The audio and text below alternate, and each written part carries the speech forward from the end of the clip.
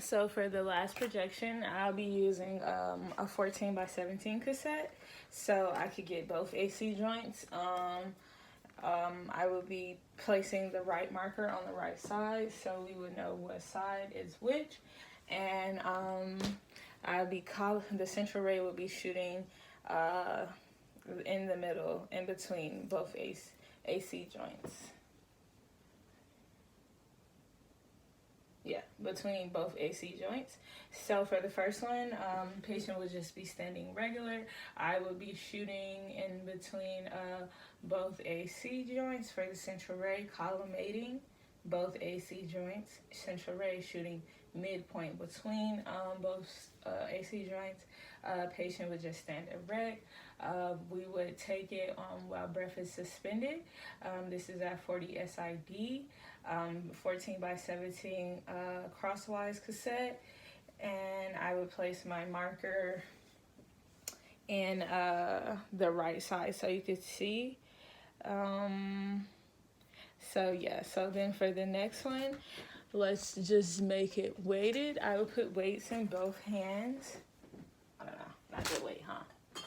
So I'll put weights in both hands around the wrist, so the wrist could pull to make the arms weighted down. I would still be using my 14 by 17 cassette with my right marker, just in an open light space. Central ray shooting mid AC joint. And I'm collimating both AC joints. This is taken while breath is suspended. I would ask the patient, don't breathe, don't move. I would shield anything that needs possible shield. Next view is AP clavicle tilt. So crosswise, I would be placing my right marker in the light, but outside of the anatomy being shown. Patient would be against the bucky in a normal AP position. Central ray would be pointing a little bit below, like a half an inch below the clavicle, but still at mid clavicle. And now, since it's a little bit below the clavicle, we're gonna add a 15 to 20 cephalad tilt on the X-ray machine. So a cephalad tilt shooting just a little bit below the clavicle, but still mid clavicle. We're collimating from the AC joint to the SC joint, and making sure that the clavicle is all being shown. 40 SID. So for AP clavicle, we will be using our 10 by 12, but crosswise. So I would put my right marker in outside of any anatomy, but in the light source. So patient would be standing against the bucky. I would collimate to get the whole clavicle outside, and then stop outside of the skin margins. Right marker, central ray would be shooting at mid clavicle, and this shot is taking on breathing in, so I say breathe in and hold, and this is at 40 SID,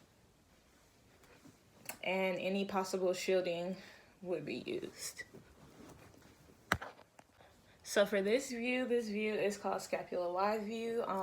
This would be my 10 by 12 cassette and my right marker. Since I'll be using the right shoulder as the affected shoulder, I would put that in the bucky. For this one, we want the patient to be turned posteriorly about 60 degrees. And if it's my right shoulder that is affected, I want that against the bucky, almost in like a RAO position. So I saw that in two ways that could be done. This could be done with arm just facing, palm just facing leg, or you can put the palm on the abdomen. This is so you can shoot the central ray at the scapular humeral joint, and you're collimating from the scapula to the humerus joint. And you would tell the patient, don't breathe, don't move. Like I said, arm could be on the abdomen to shoot at the scapula joint. And you would tell the patient, don't breathe, don't move. 40 SID. So for AP Grassy View, this is my 10 by 12 cassette. I'd be using my right marker, and I would put it in a open space of light.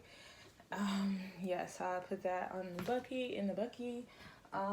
So AP Grassy is almost like AP neutral, but we want the patient to be turned at minimum to 30 to 45 degrees on the Bucky. We are shooting the central ray in the dip of the shoulder joint. So we would feel down until where our hands dip in, and that's where we want our central ray to be centered at.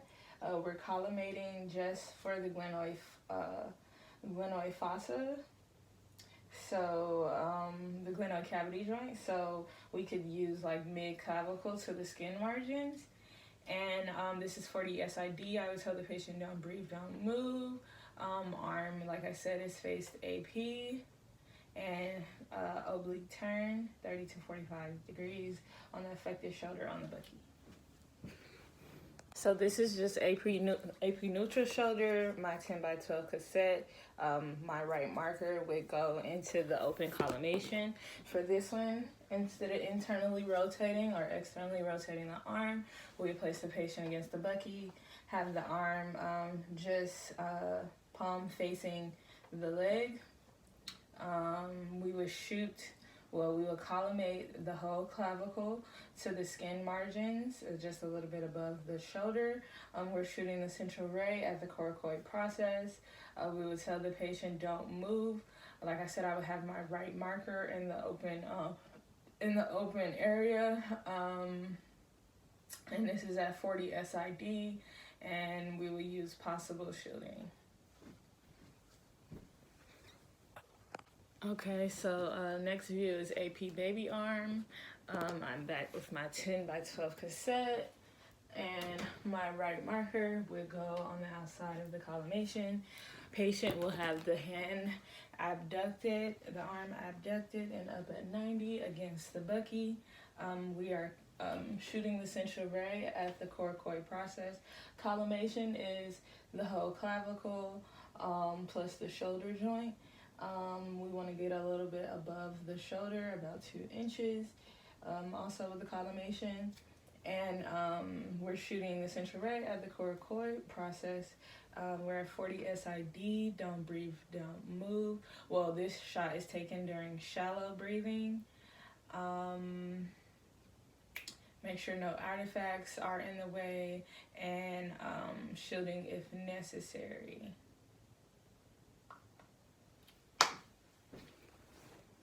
So these are AP internal and external rotation shots of the shoulder. This is my 10 by 12 cassette, and this is my right marker. So I place the cassette in the Bucky, and then place my right marker outside of the collimation. The patient for, let's do internal rotation, would stand up against the Bucky. They would have their shoulder slightly abducted and the palm rotated to pronation. And I would be collimating from the distal clavicle all the way to mid-humerus. We're shooting the central ray at the coracoid process. We're at 40 SID. Like I said, I have my right marker. I would tell the patient don't breathe, don't move. Possible shielding of the breast.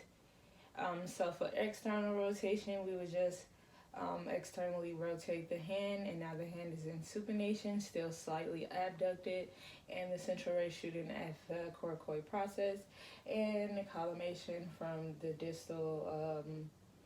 distal clavicle all the way down to mid-humerus. Don't breathe, don't move, and we would take the